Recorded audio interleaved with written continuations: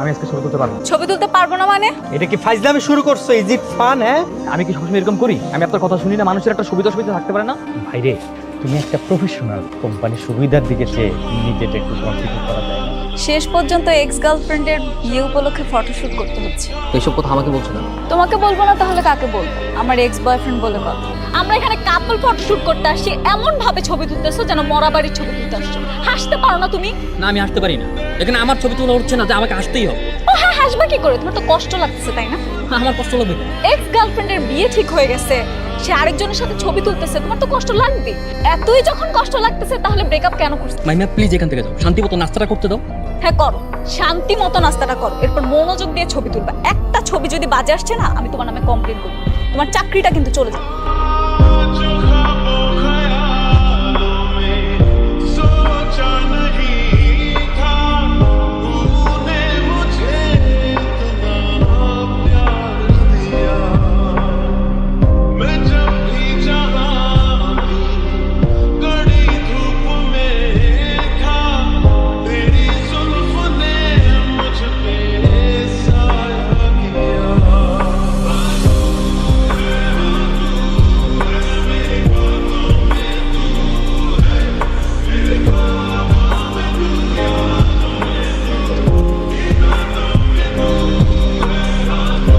আমাদের বিয়ের সময় যখন গায়ে হলুদ হবে তখন কিন্তু আমরা অনেক মজা করবো। আমি হলুদ রঙের শাড়ি পরবো, সবাই আমাকে হলুদ মেখে দিবে, কত মজা হবে। ভাবতেই কেমন শান্তি লাগে। কিন্তু তুমি তো আমাকে দেখতে পারবে না। কেন কেন দেখতে পারবো না কেন? কারণ হলুদের দিন ছেলেরা ছেলেদের বাড়িতে থাকে আর মেয়েরা মেয়েদের বাড়িতে। তুমি এখানে, সবাই তো নিচে অপেক্ষা করছে। তুমি আসছো কেন? হলুদ নিয়ে এসেছি। তুমি না বলেছিলে নিজের হাতে আমাকে হলুদ লাগিয়ে দিবে? লাগিয়ে দাও। মাহিমা কেন বারবার আসো? কেন বারবার এসে কাটাকে নুনের ছিঁড়ে দাও বলো তো? তুমি বোঝো না?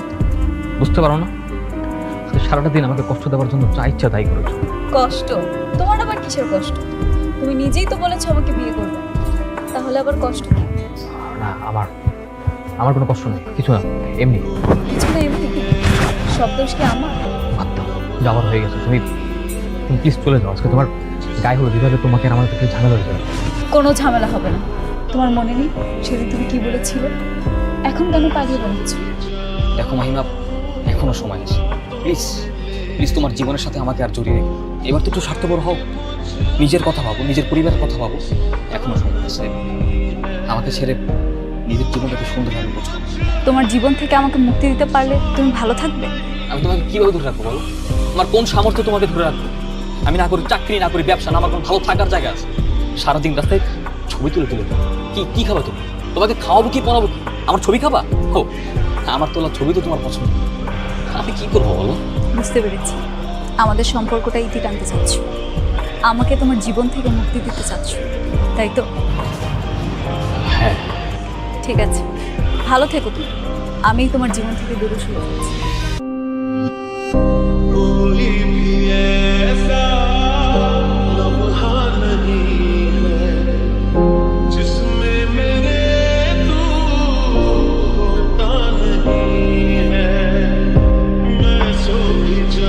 কথা ছিল আমার গায়ে হলুদের দিন তুমি আমাকে হলুদ লাগিয়ে দিবে। না, আমার স্বপ্ন পূরণ করো। আমি পারবো না। প্লিজ আমার স্বপ্ন পূরণ করো, তাড়াতাড়ি করো, নিচে সবাই ওয়েট করছে। আমি বললাম তো পারবো না, তারপরও কেন বারবার জোর করছো? প্লিজ মেহেদি, আমার শেষ ইচ্ছেটা পূরণ করো প্লিজ।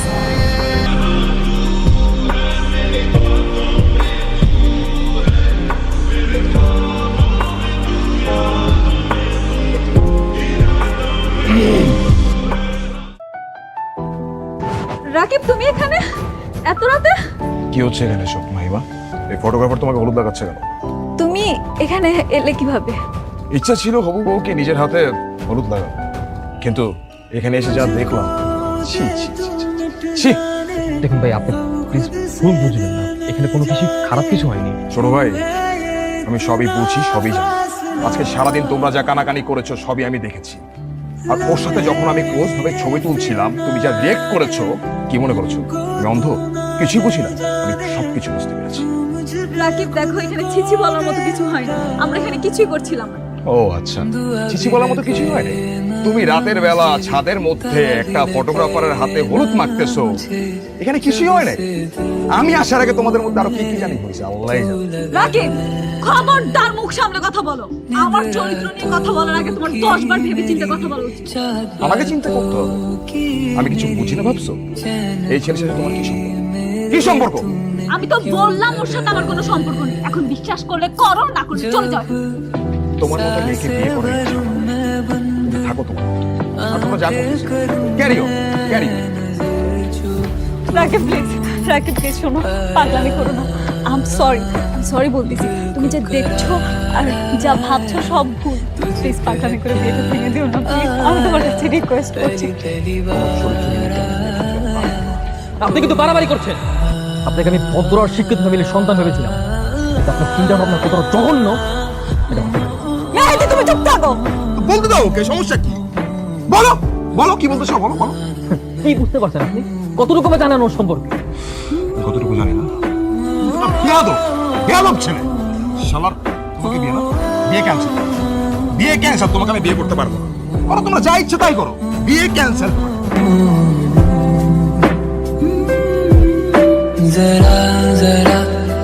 আজকে সন্ধ্যার আগে আমি কেন মরে গেলাম? তাহলে তো রাতের বেশ যদিটা হতে হতো। তোর একটা ছেলের সাথে রিলেশন আছে, সেই কথা আগে বললেই পারতি। বিশ্বাস করো, আমার রিলেশন নেই। আমি ছেলেটাকে শুধু পছন্দ করি না।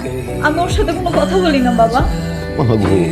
তাহলে কেন তুই আজকে তার সাথে ছাদে গেলি বলতো? কোনো মেয়ে যদি তার সাবেক বন্ধুর সাথে ছাদে যায়, যার ঘরে একদিন পরে বিয়ে, এটা কি বলে মানুষ বলে? বাবা, আমি তো বললাম আমার ভুল হয়ে গেছে। আমি তো আমার ভুলটা স্বীকার করছি, আমি বুঝতে পারলাম। এখন স্বীকার করে কি লাভ? বিয়েটা তো ভেঙেই গেল।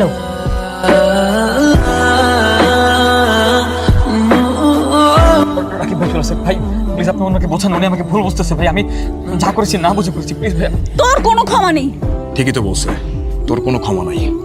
তোর কারণে আমি মাহিমাকে ভুল বুঝছি। তুই টাকার ফটোগ্রাফার হয়ে তুই আমাদের মধ্যে ঝামেলা করিস, হ্যাঁ ঝামেলা করিস। মাহিমা, আই এম সরি, আমি তোমাকে ভুল বুঝছি। আসলে তোমার কথা আমার শোনা উচিত ছিল। এই হারামজাদার জন্য আমি কোনো কিছু বুঝতে পারিনি। আমি প্রমিস করতেছি আমি বাসায় গিয়ে আজকে সবকিছু ঠিক করে ফেলবো। বা আমাকে বলবো আমাদের বিয়ের জন্য যা যা প্ল্যান ছিল, আমরা যা যা করতে চেয়েছিলাম সবকিছু করবো। চল। भीगे जमीन आसमान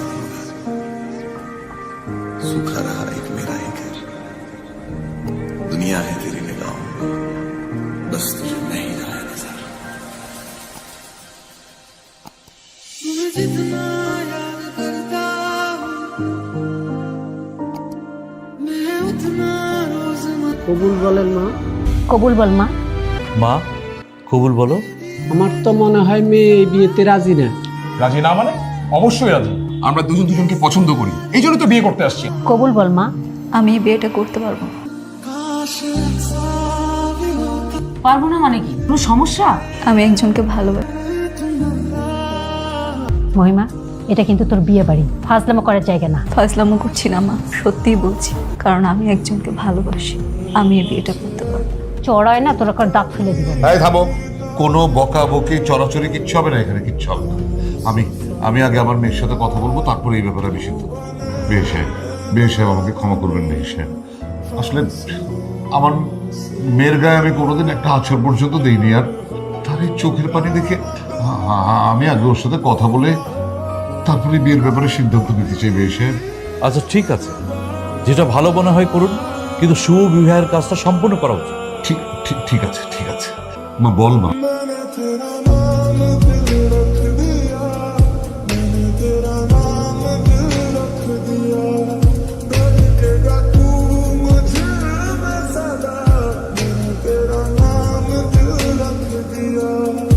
হ্যাঁ, আমি জানি আমি অপরাধী। এখন তোমরা যা শাস্তি দিবে আমি মাথা পেতে নেব। কিন্তু সত্যি বলতে আমি মেহেদিকে অনেক ভালোবাসি। ওকে ছাড়া আমি বাঁচতে পারবো না। মানে কি? বিয়ে সাহেব, আমি আবারও ক্ষমা চাচ্ছি আপনার কাছে। আমার মেয়ের এই চোখের পানি আমি সহ্য করতে পারবো না। এরপর আমার মেয়ের সাথে আপনার ছেলের বিয়ে দিতে পারবো না। আপনি আমাকে ক্ষমা করে দেন। কি বলছেন আপনি? সব আত্মীয় স্বজন চলে এসছে, এতক্ষণে তো বিয়েও হয়ে যেত, আর আপনি এখন বলছেন বিয়ে হবে না। এইভাবে আমাদেরকে অপমান না করলেও পারতেন। মা বাবা অনেক অপমান সহ্য করছে, এই বিয়ে করো। চল।